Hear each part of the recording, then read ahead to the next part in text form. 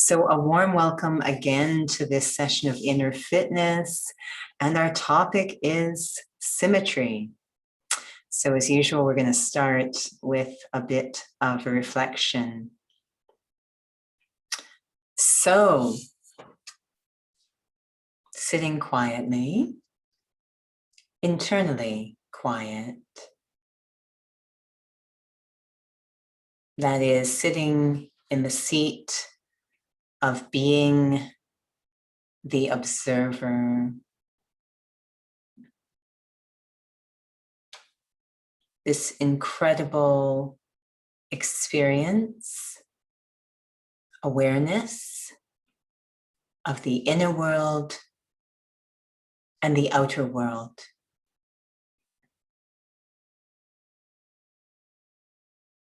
And the communication between the two.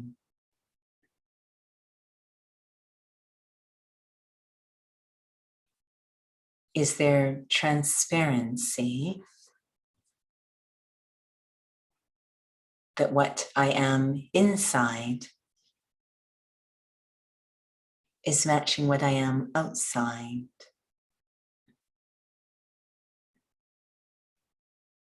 This balance between inner and outer world.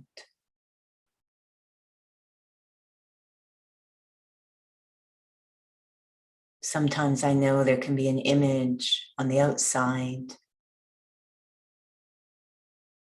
Very different thoughts happening inside.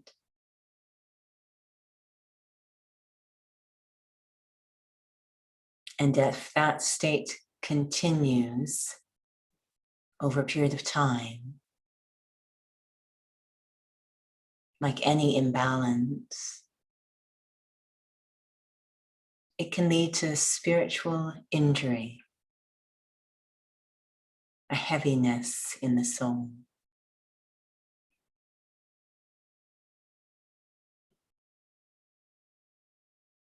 It is said that to be truly spiritually healthy, the inside and the outside match, are symmetrical.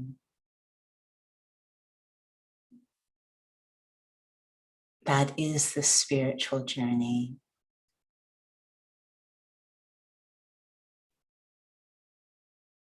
Always beginning from the inside out. Om Shanti. So welcome again, symmetry. It's such an interesting principle in terms of fitness. So as always, we're going to ask for your thoughts. When you think just on the physical level, it doesn't even need to be fitness. It could be anything on the physical level, anything in the physical realm. When we say symmetry, what are we talking about? What does that mean to you? And why might it be significant or important or something to pay attention to? So what does symmetry mean just in the physical sense now? And why is it important? What's the significance of it? If you have any thoughts to share, balance. So Nora sharing balance. Sign of health. Sign of good health.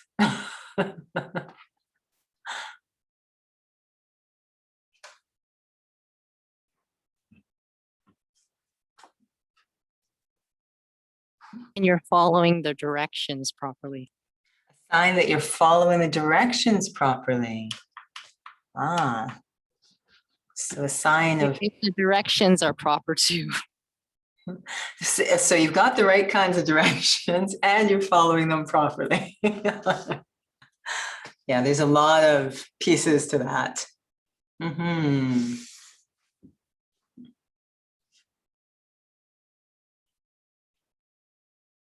Any other thoughts?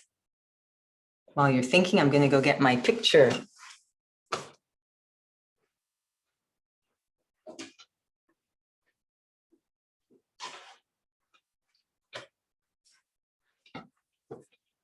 What does symmetry mean?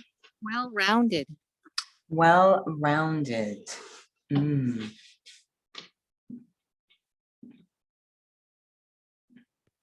I guess I was thinking about when you're actually doing physical fitness. If you're just exercising one side of your body, it's probably not very helpful for your other side. It's probably not. And you just start going in circles because one side is stronger than the other. Yeah. Actually, that's what happens when I try to do butterfly. One side was very different from the other, and I'm just starting to go in a circle. Well, sometimes when you're facilitating exercises, you're doing one side and then you do the other side. My thought is, do I really have to do the other side? No, definitely. People have what's called a dominant or preferred side, and there could be a variety of reasons why. But we start to notice what we call imbalances or asymmetries. And some asymmetries, they're fine. So, I mean, not that I wish to draw attention to it, but as an example, if you look at this physical face, I'm pretty sure that one side does not match the other side. And that's absolutely fine, right? Physically, I mean, it's not a problem. And there's actually a reason why the two sides do not match. So some are fine, but in some cases, asymmetry could be a problem. And we definitely see this happening in fitness. So souls may have one mechanic happening on one side, a different mechanic on the other, or one side stronger than the other, differences between the two. And what can happen if there's that asymmetry in terms of from a mechanical perspective? What might happen, if anything? Misalignment. Misalignment, right? So it could lead even to injury.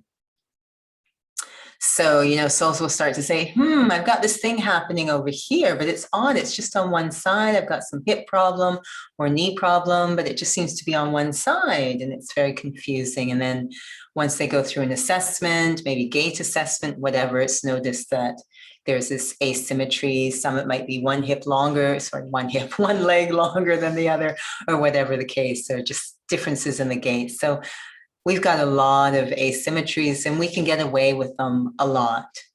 Now, I keep remembering as we're coming into this session, and some of you have heard this story. Oh, there's a hand.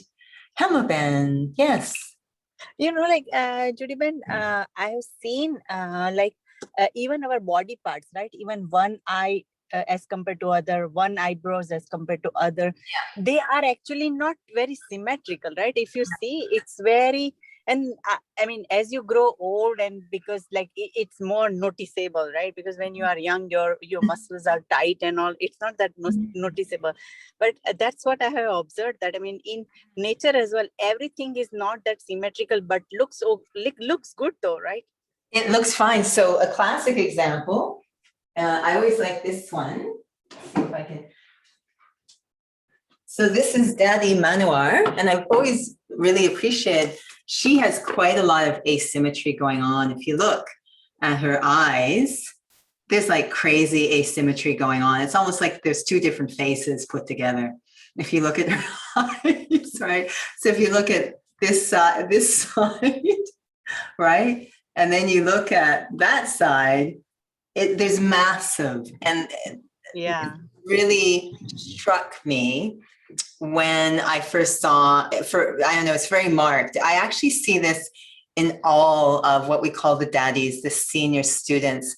I see the same asymmetry. And I began to realize what this meant.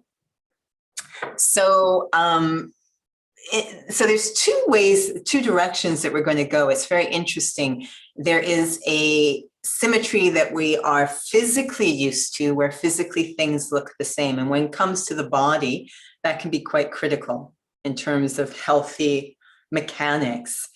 And then there is a asymmetry that is actually symmetry. I know that sounds strange. But it looks like this.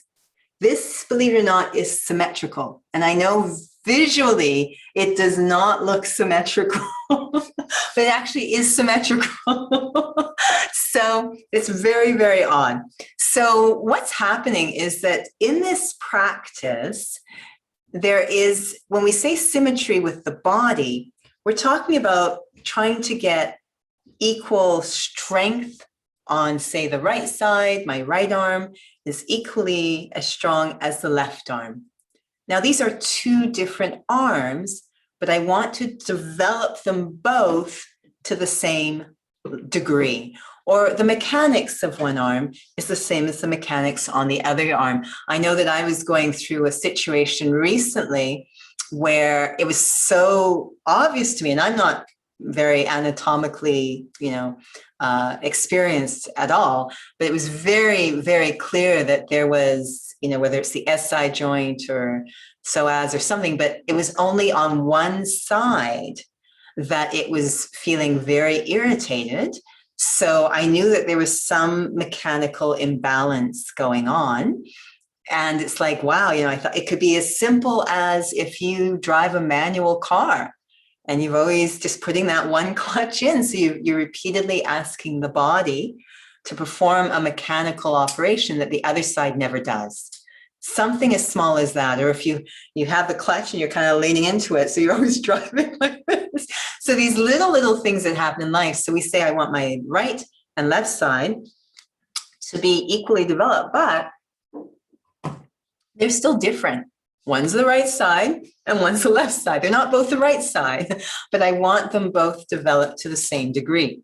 Now, I'm remembering a lot the story of Daddy Genki, one of the contact souls for with the Brahma Kumaris is someone named Uri Geller. I don't know if people know. We're all kind of in a generation that may not be aware of who this is, but Uri Geller was known as the mind bender. And so he could bend spoons, very powerful mind. So he had this meeting with Daddy Genki, who was up until a year ago, just over a year ago, the administrative head of the Brahma Kumaris. And it was a very interesting meeting. They were having a conversation. While they were having the conversation, they had them hooked up to EEGs so that their electrical stimulation, their electrical activity of the brain could be measured. And this is science. It really struggles with spirituality, measuring it and detecting it, because it always needs to have quantifiable things. So they're trying to measure the spiritual activity of the being. And this is one way they often try to do it, is the output. So they've got them hooked up, the right brain and the right lobe, left lobe hooked up, both of them, to an EEG machine. And there was two very interesting things that they noticed. One was that the electrical activity for Uri Geller between the right and the left was very different. It was not symmetrical. And that's pretty normal for both of us. So we often will say, oh, I'm very right brain. I like doing these kinds of activities. I'm very left brain, right? So that's quite normal. So it was not symmetrical. They have different things they do, but they weren't equally developed. So those sort of creative type of activities maybe not as developed as the logical, or vice versa. And this seems to be quite classic. So I know the word all-rounder came out. They were not equally, and this again happens. There's not symmetry. Symmetry doesn't mean that both sides are doing the same activity, but both sides are equally developed. That's symmetry, right? So it's not that I want both sides to be logical or both sides to be creative. They each need to do what they're doing, but they are equally developed. That is symmetry. And so they weren't. They were asymmetrical for Uri Geller. And then the brain activity for Daddy Genki was very interesting. The first thing they noticed is that there was a lot of stimulation going on, and it was equal. The right and the left were symmetrical. They were equally stimulated, equally active, equally developed. So that was very interesting. And that really is the part that's relative to our conversation. But I will share the other interesting thing that they noticed, So this again is someone who's known in the world, Uri Geller, very powerful mind.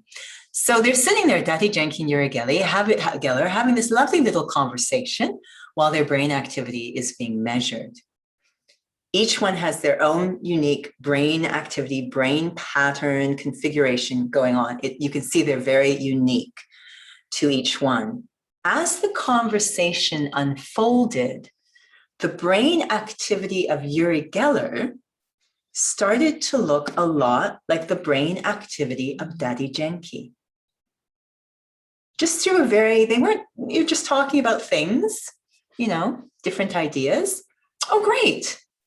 Oh, sorry, Pauline. Oh, she can't, I don't know if you can help her. Just a moment, everyone.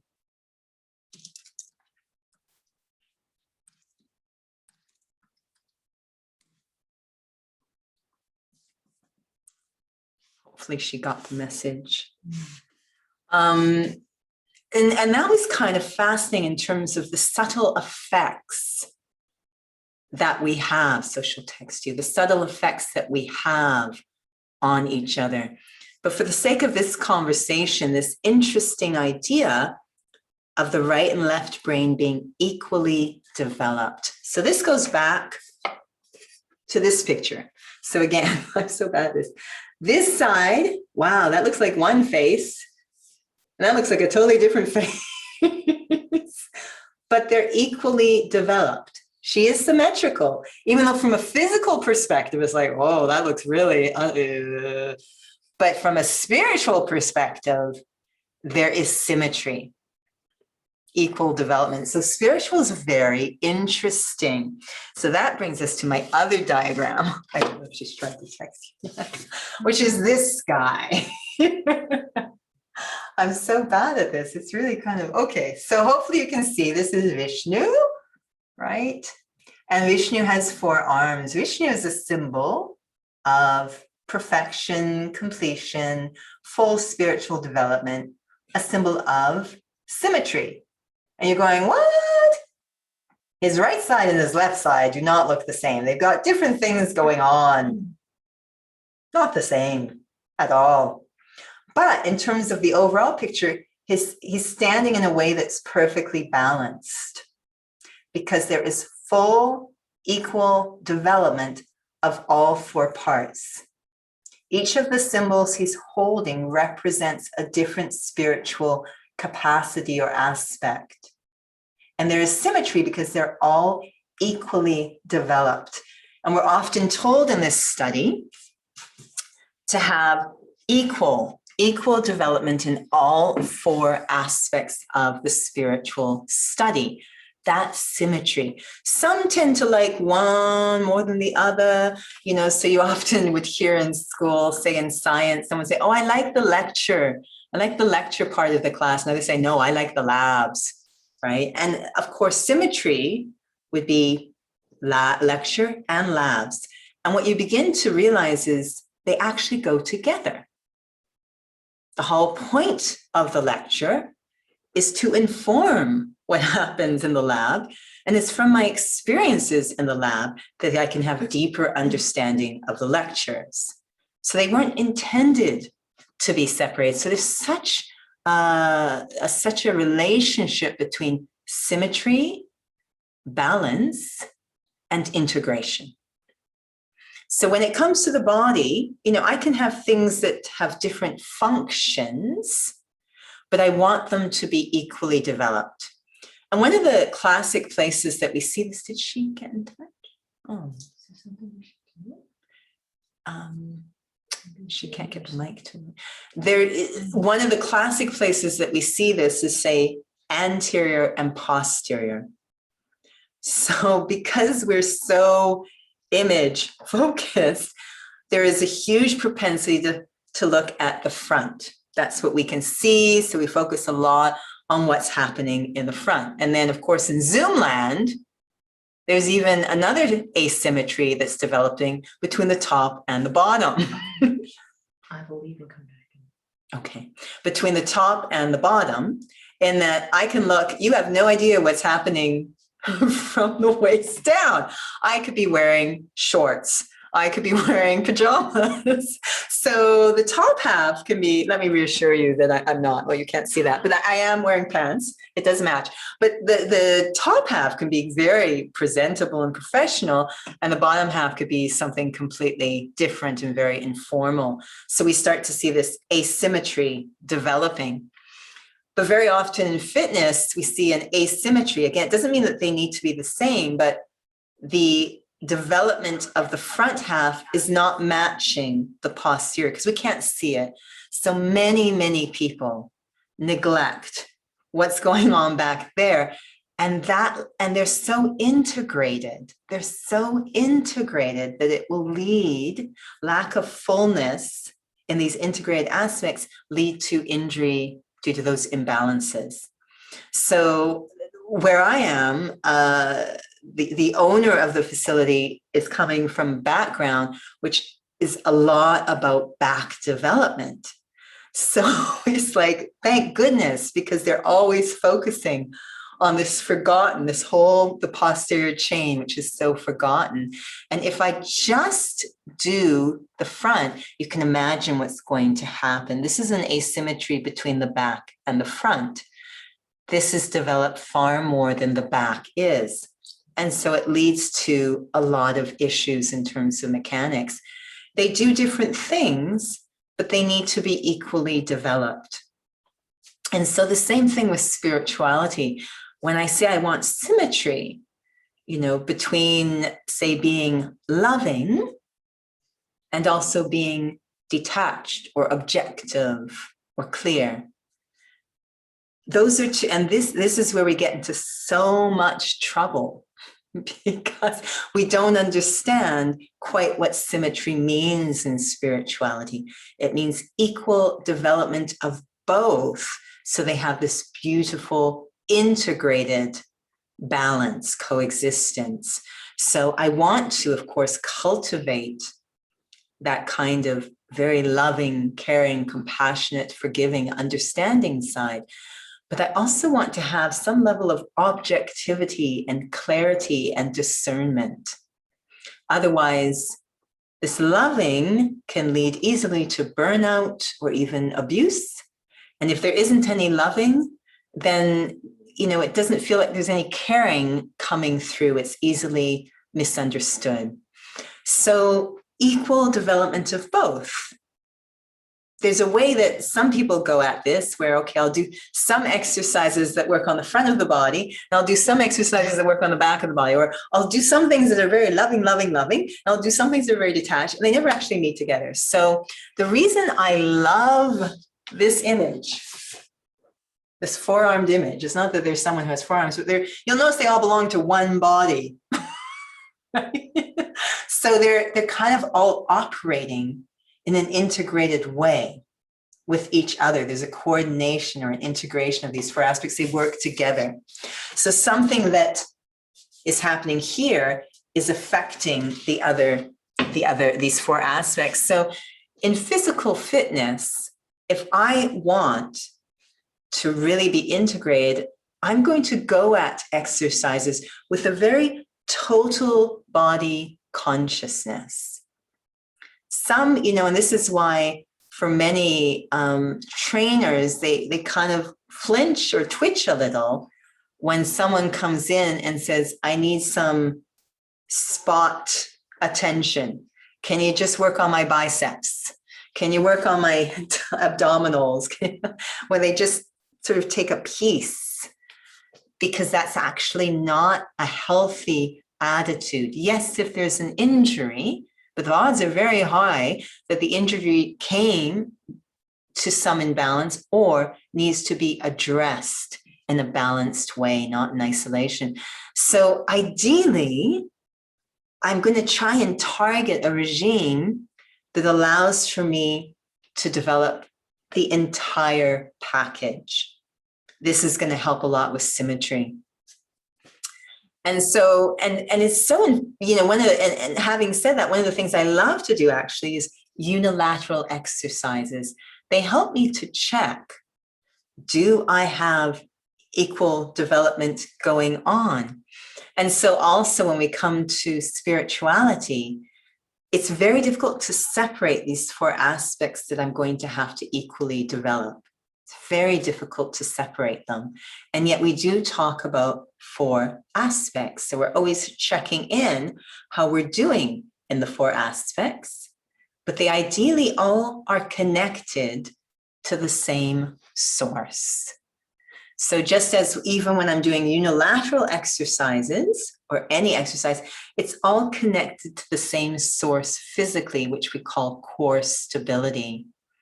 In spirituality, there's always this one source in which I want to develop all these different aspects, just so they don't get separated. And that one source is always the same, this awareness, this experience of being a soul. The spiritual awareness is my alignment or core stability. So it's I, the soul, am studying knowledge. I, the soul, am having this experience of the Supreme Soul. I, the soul, am exploring virtues. I can't disconnect, or I, the soul, am in a source of inspiration for other service. I actually can't disconnect them, but I sort of check in. These are the unilateral experiences. I check in and measure, are they there? Are they developing? But they also can't be separated. So I can't separate my relationship with God from my spiritual understanding. I can't separate that relationship with God from the emergence or the expression of virtues in my life.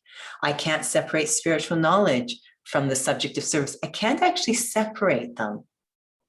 But I do check in and see, how am I doing in each of these areas, these sort of unilateral exercises in spirituality. But they ideally cannot be separated. So that spiritual knowledge will always lead to an experience. The moment I understand myself to be a soul, that I really get it, I automatically start to orient towards the Supreme Soul, towards God. I just start thinking about these kinds of eternal things if I've really understood I'm a soul. Because the moment I say I'm a soul, it kind of redefines or reframes all the relationships in my life. If I am this eternal being, then all these relationships around me are temporary, right? They're based on the body. So suddenly I'm seeing others as souls on their own journeys through time. And so I start to think about, what are these eternal relationships? You know, I have my physical parents, but that's just connected to being in this body. It's short term. What is my, maybe have success with Pauline. What is that eternal? Who's my eternal parent? So they go together so deeply. And the moment that I start to really explore this relationship, these eternal relationships, this relationship with Supreme Soul, then I start to think about my DNA, and this leads to virtues. And the moment I start to really explore those virtues and live them, so authentic exploration, then it starts to really, other souls start to notice, it starts to inspire others. So we have these four subjects, and the sign that I actually understand these subjects is they start to equally develop. If I start to excel or go deeply into one, it actually means I haven't really understood it if the others aren't there. They have to go together. So it's this weird situation where we have these different aspects, and yet they're kind of all one.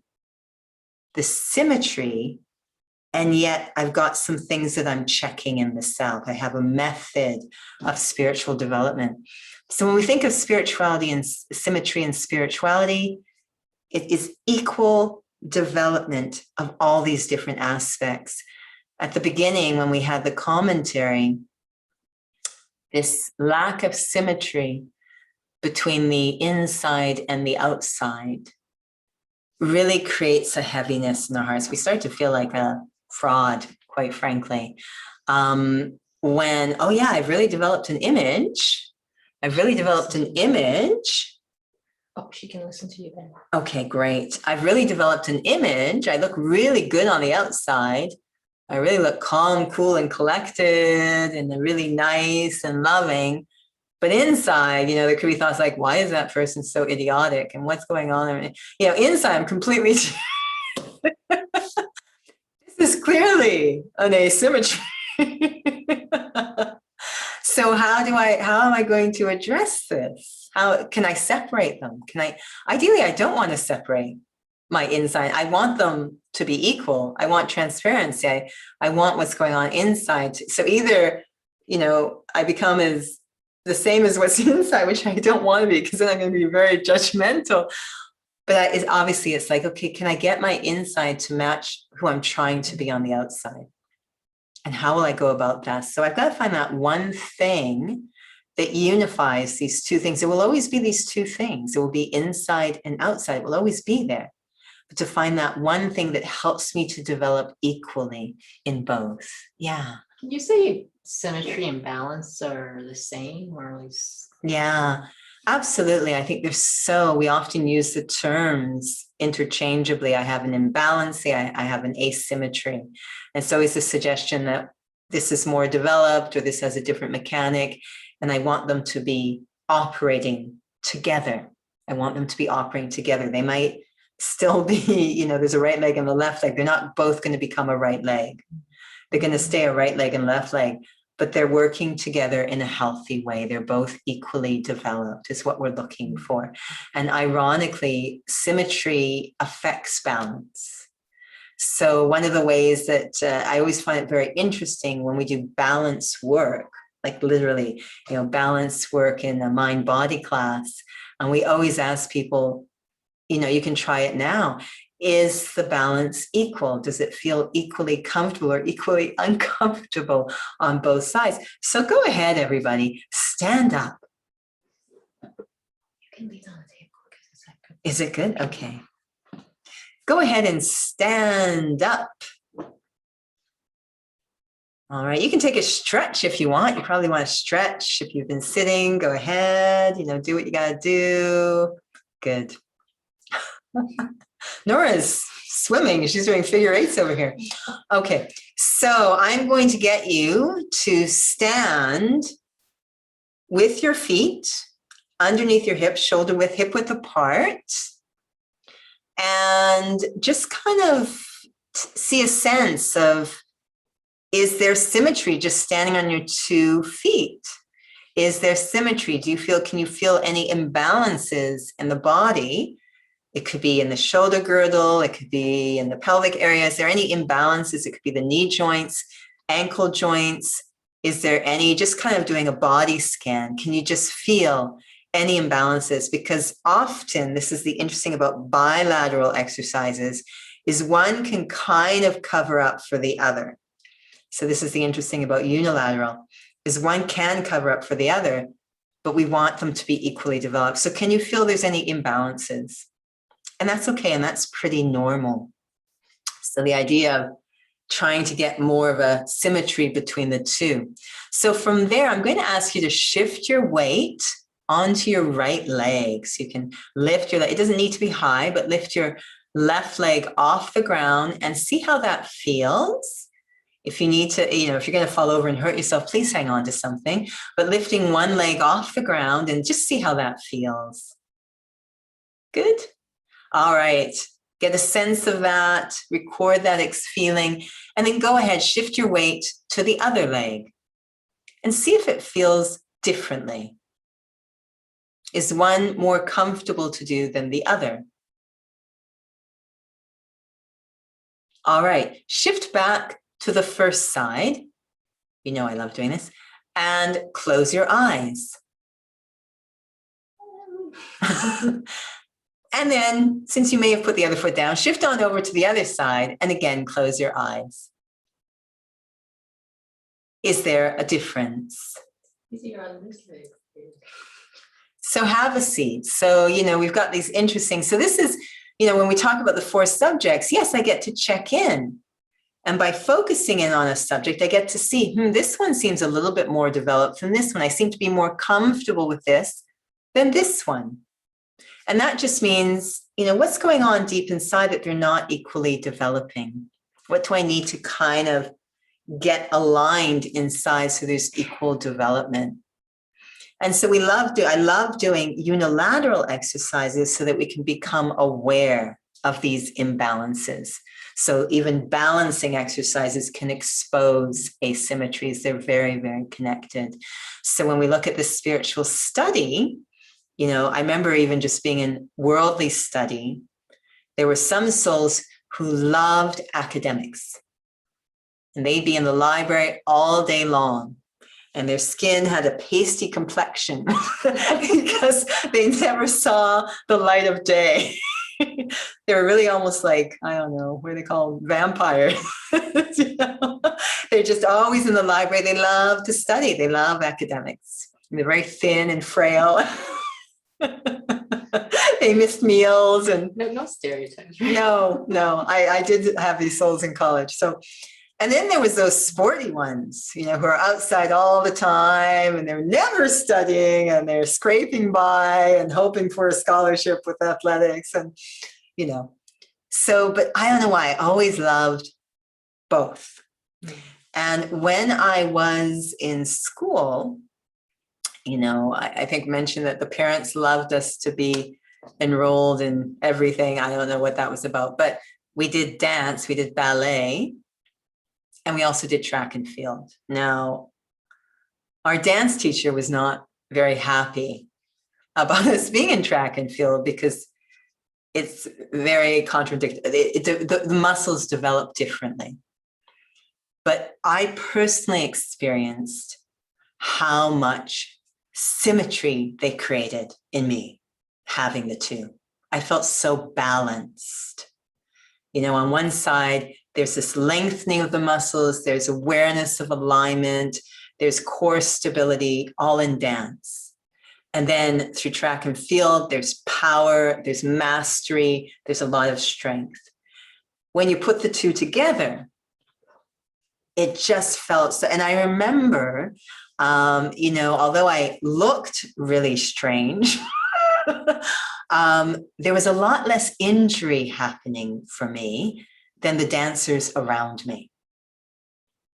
So it was always the sense of, okay, I seem to be developing separately, but wow, did I find they were so integrated. So when I'd be in dance class, there'd be all this energy to jump around and bound around, and maybe I could lift the other dancers, I don't know. And when I was in track and field, there was a lot of range of motion rather than, that shortening. There's a lot of range of motion, freedom of movement, flow of movement, efficiency of movement. So they integrate and equally develop. They seem to be developed separately, but they actually came together, integrated.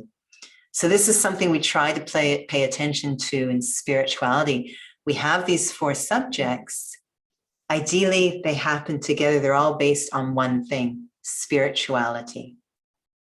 Not ego, not attachment, spirituality. So although I might be sitting in the class studying, while I'm listening to spiritual knowledge, I'm immediately experiencing it. So there's going to be what we call yoga. I'm immediately bringing it into the self, so it will come into expression, dharana. And I know that will be inspiring. So, I can't really, it appears that I'm developing them separately, but they actually will have to come together as a balanced, integrated state. Yeah. Yeah. Would you say then that there needs to be trust then in terms of that balance emerging? Because you're trusting on the seed, and it's very easy to try to look at them as separate things. What I need to pay attention to is when I'm in each of those different settings, I need to be what we call soul conscious. That's what I need to pay attention to. Just like when I was in the dance class, the focus was safe movement from deep body awareness. I paid the same attention in track and field. safe movement from, so they share a common denominator. When I'm in the class, I want to be soul conscious. When there's yoga, I want to be soul conscious. When expression of virtue, I want to be soul conscious. When I'm doing service, so they have, again, I have so many pictures. Oh yeah. So these 4 arms are attached to one body, not 4 different bodies, right? So what's that common denominator? I want that happening. This is going to help me with symmetry. So when I'm doing unilateral exercises, I might be doing right arm and left arm, but both arms are attached to the same core. So I want to activate that core as I'm doing the exercises if I hope for symmetry between the two sides. So I want to find that common denominator. And sometimes, it's just will, right? Sometimes people have this really strange talk going on. And I'm not good at doing this, but I'm really good at doing that. That is not going to create symmetry. Some people, I hear it, and I was classic with this as I say, well, I don't know if I'm really loving. And I realize that's not going to create symmetry. No, I'm very disciplined. I love, but I don't know if I'm really, we have to, it's the same. If I'm saying I'm a soul, I must be loving. I must also have that, both go, they're attached to the same. So the same will has to be applied in both scenarios. So I have to find that common denominator, whether it's attitude, awareness, and make sure it's present. Sometimes we say self-respect in all those different settings. Find that one common denominator. And when we talk about the lobes, they've got that, what's it called? Corpus. I always say corpus callosum, but that's not right. Is it? Okay. That's sort of unifying, that communication between the two has to be really healthy. That little space between, thank you. It is corpus callosum. I don't know why that came, but it has to be, yeah, it has to be very healthy to allow that communication between the two, that common denominator. So am I soul conscious when I'm studying spiritual knowledge? Am I soul conscious when I'm trying to connect to the Supreme Soul? Am I soul conscious when I'm exploring divine virtues? And am I soul conscious on the field of service, as we say? So then it depends on the quality of what that experience is like. Then. Always depends on the power of the core. Physically, it's the same thing, right? So I might be lifting one leg, and I want to pay attention. Is there a difference in the activity of my, in this case, physical core, when I lift one leg and lift the other leg? So we see with those who really do mind-body, very, very subtle, they're always paying attention to the activity of the core. What happens on this side? And yeah, injuries can mess around with this, but they want that information. What happens to my core when I do it on this side? And those who aren't, they're just looking at the arm. This arm's different from this arm, and that's no attention to what they both share. But it's like, what does my core do on this side? And what does my core do on that side? Because if I'm going to find that symmetry, I've got to get to that common denominator. So in physical, we know it's alignment, core stability, and in spirituality, we know it's awareness. So I want to look at the health of that seed so they can have equal development, symmetry. So I know we've sort of run out of time. We all want to look like this. So I'm going to just share here. The reason I love all of the senior students look like this. I sort of noticed this very early in my spiritual study, and I enjoy looking at so much when I look at one eye and the other eye, is they are loving and detached, or truth. One eye, if you look at one eye, it's like super loving and expressive and just so human and alive. And you look at the other eye, and it's just like detached. It's like looking at as if they're seeing something else off in the distance, something. It's very, very different experience between the two. And they're all like that. They're all like that. It fascinates me. It's not like they thought, oh, I got to get one eye to look one way. Oh, I don't think I could do that if I try. It's just the soul is fully developed. So it has perfect symmetry between loving and detached, and it shows up through in this case, the features. It's quite fascinating. So I'm going to stop there and see. We have you here, Pauline, if you, or you can type. She just needs to unmute herself. Oh, On the phone. okay. Yeah. Just unmute yourself, or I unmute myself. No. Okay. Just Just unmute if you wish to share anything, Pauline, and if anyone else wishes to share, please feel free to do so before we close. Okay.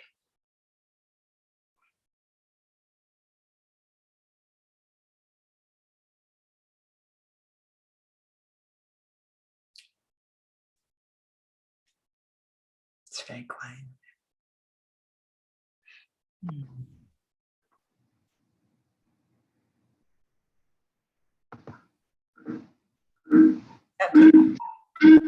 Can you hear? It's me. I unmute. Oh, okay. Sorry. Can you hear? No.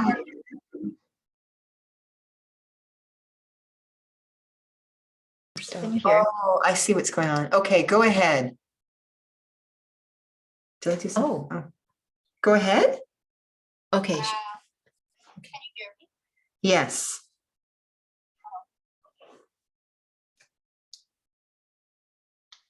Yes. Yeah, okay. Yeah. Go ahead. I know I missed the first part, but I'm gonna listen it later. Okay.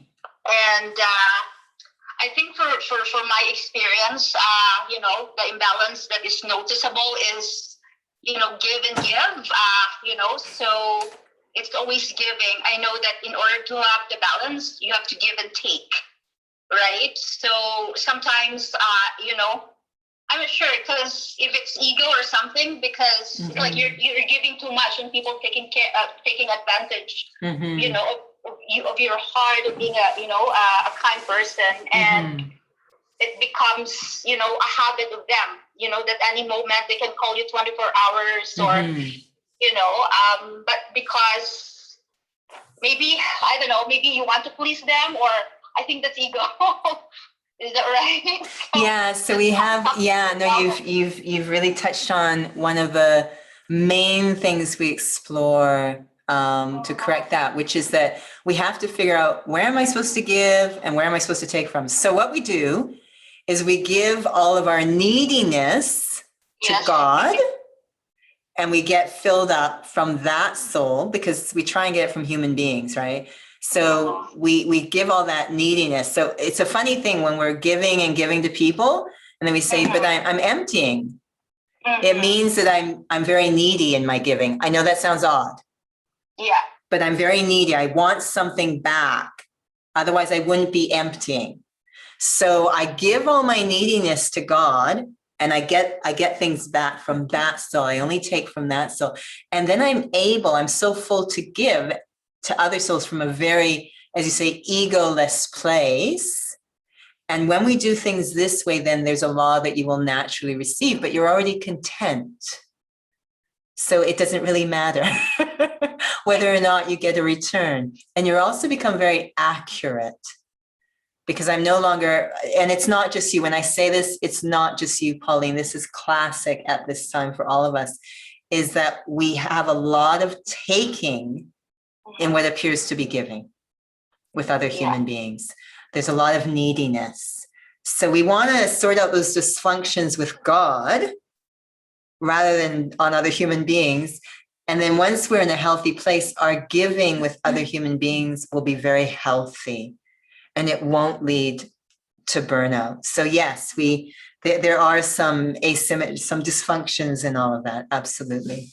And it's not just you, it's classic for all of us. So I'm glad you brought that up. And actually yesterday, but I think I have that sense of respect for myself, because there's some instructors, this is strange, I know them, but I know they got my information, like, Pauline, we need you in the class, because I don't know it's the neediness from the instructor, and she emailed me and she know that I work, right? And I think for her, she just finds something fun about me being present in the class. So I think, and I say like, okay, there was no excitement anymore, and I have to work, so I just let it pass, and then I emailed her later in the day and say, hey, I'm so sorry, I'm working, and it's so nice you're thinking of me, but you know that I'm working. So I think the feeling of like, oh, I need to be there, or I feel important, or you know, so I think it's slowly melting. It's like I don't need to be recognized, you know, in that way. I don't need to be around. I don't need to be always needed by people. I need to find that, you know, integrity in myself, that, you know, whatever is right, and not too much, putting too much pressure on myself that will compromise sense of worth. I think that's what is right. Yeah, that's a very powerful sharing. It seems like a small thing, but it's a big thing, right? Yeah, So but trying to. usually sometimes you email me, I get so excited, and you know, my ego, oh, I need to be there, so show up, and I'm so you know, wanted. entertain everyone, and you know, eventually I just don't it. You know, you feel like cool, and you know, again, it's only temporary. After an hour class, what's happened? It's gone, right? Yeah. So yeah.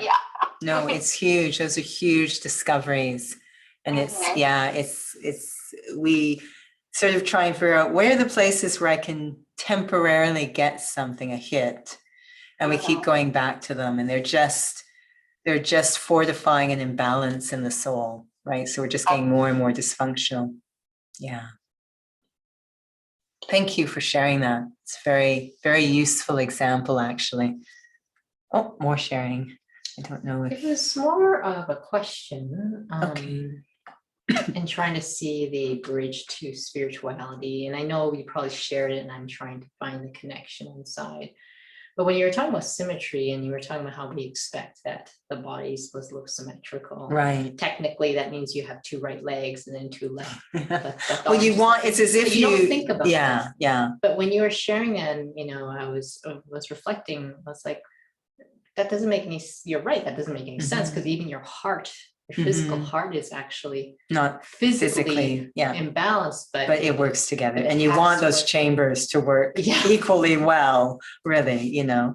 So very funny, because sometimes in graphics, if I'm say having to have a heart, like draw just a heart, what I'll do is I'll just draw half of it, copy it, and flip it. It's like, okay, it's symmetrical now, but I know that's not what happens in real life.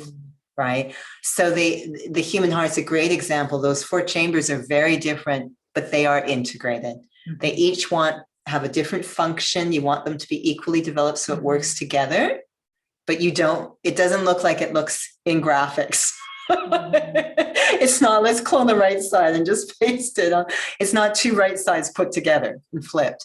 So, you know, we're kind of aware of that, but also if the four bits aren't equally developed in what they're supposed to do, then things start to get a little wonky. It doesn't quite function properly. So maybe I'm just a little slow, but if you could clarify a bit more on a spiritual level what that looks like, is that you want that heart to physically look exactly like on both sides. Yeah. We think that's balanced. I wonder if we ever even think about that. I just want to be love, love, love. Of course it's not balanced, but we maybe just don't think about that. So, you know, I think I can get it. Okay. So, you know, I'm thinking about someone like Daddy Prakashmani. It's always going to come down to that strong core. Even the way we describe the core, it's two sides. We say self-respect, egoless, or humble. It's the exact same thing. So when I look, you know, I used to love hearing the stories about someone like Daddy, who you'll see her giving a lecture, and it's just beautiful. It's just so authentic and so inspiring and so powerful. But then you also hear the stories that she would come into the hall and sit quietly as if she's a student in the back of the hall and genuinely listen to what a junior is going to share, as if I have something to learn from you. That is they're both coming from the same place, egoless. If one was coming from arrogance, I can give great lectures. And the other one is, I should really be humble and listen. It's just not balanced. But so they need to come from that same place. You know, she focused on, I am a bodiless soul. And suddenly the self-respect, those egoless. So now I become what's called an all-rounder. Both sides are there. You know, because I remember that experience of I shared that we're supposed to share our experiences, and Daddy G's sitting there, and she turns to look at me as I'm sharing in a language that I don't even know if she understands. And the look on her face, I'm always like, the look on her face is always so fascinating. And she's like looking at me as if every word I'm saying is of some sort of use to her. Now let's get serious. The soul is so spiritually evolved, but the feeling, and it was genuine. It was 100% genuine. I thought, wow, this soul has, interacted with the Prime Minister of India and had these deep conversations. And she's sitting here on the couch with me. Such a genius. But it's equal. How is that possible? So this all-rounder state, that seed, loving and detached. Am I going to focus on being loving? And I'm going to focus on being detached? Or am I going to be focused on becoming soul conscious and pay attention to what degree am I loving? To what degree am I detached? So those become indicators that my core is firing well.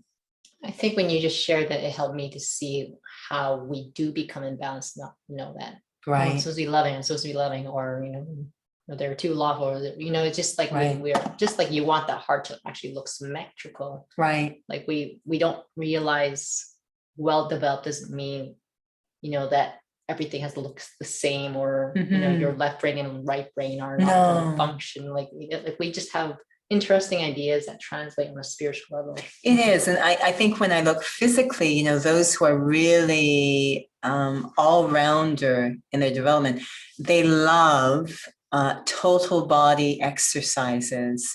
So, or compound, or however you want to talk about them, they love to. And then they'll check in, is there lack of mobility in the hip? Is there too much, they're checking in. Is there more flexibility than range of, they'll, than strength? Is there range of, they'll check in, and they might say, okay, I think maybe I need to do mobility work. But as I'm doing mobility work, I'm not putting aside strength work. I still have to activate. I still have to have muscle recruitment. I'm choosing an exercise that helps me to check the signals. Is there that range of motion? But I'm not forgetting. It's still going to rest on that core, that common denominator. I think that's a really challenging part. It's why when we come into the study, and we saw this with the first students, soul consciousness, so like they were just relentless. They weren't saying loving detached. They were saying soul consciousness. So I'm a soul. And then based on that strong core, they started to explore, but it always came from that core. It was never, I'm going to go do some service now. No, I'm stabilized in self-respect, soul consciousness, and this is then happening. Or I'm stabilized in soul consciousness, I'm cooking in the kitchen. I'm stabilized, so I really appreciate how, because otherwise it turns into something very disconnected, and it's not integrated. So it's, all these other topics that we've looked at, attention, integration, balance, they all come together under the symmetry. You see it happening in physical fitness. I have to have body awareness. I have to have integration. I have to have balance. If I'm looking, these are all indicators that there is symmetry. Yeah. We're over time. Oh, gee. Do we know what the next topic is? No. We might have to look it up. Okay. So Nora will tell you a story while I look up what comes next week. Just hang on, everyone. Sorry.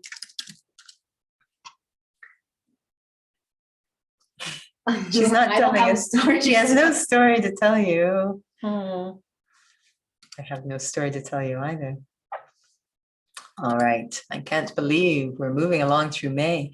May 29th, subtle awareness. So that will tie in as well. Subtle awareness, deep muscles, if you will. So that's next week. So let us conclude with a bit of a reflection.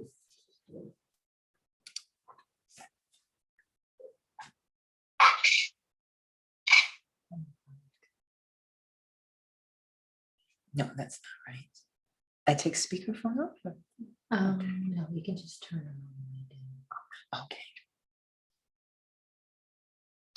Press the wrong button. No, I feel that. Can you hear, Pauline? Oh, great. Okay. So sitting again inside, very much aware of what's going on inside of me. And the first step in developing symmetry is just becoming aware of where the imbalances or asymmetry is. And sometimes it can be in attitudes or vision or preferences or disciplines, looking honestly at, if you will, our own heart.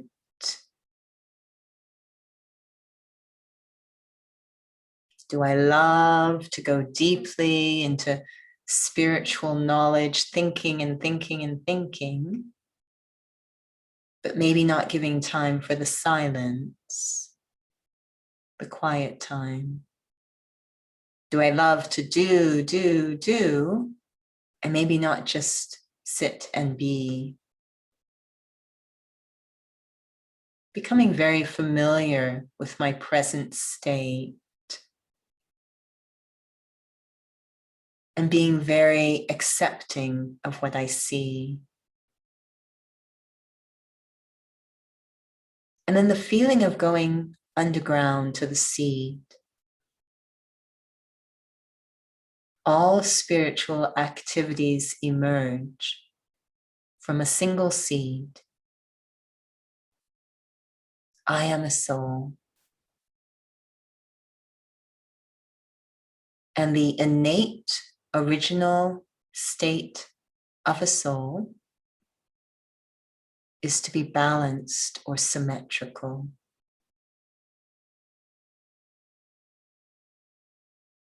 The more time I spend in that experience of being a soul,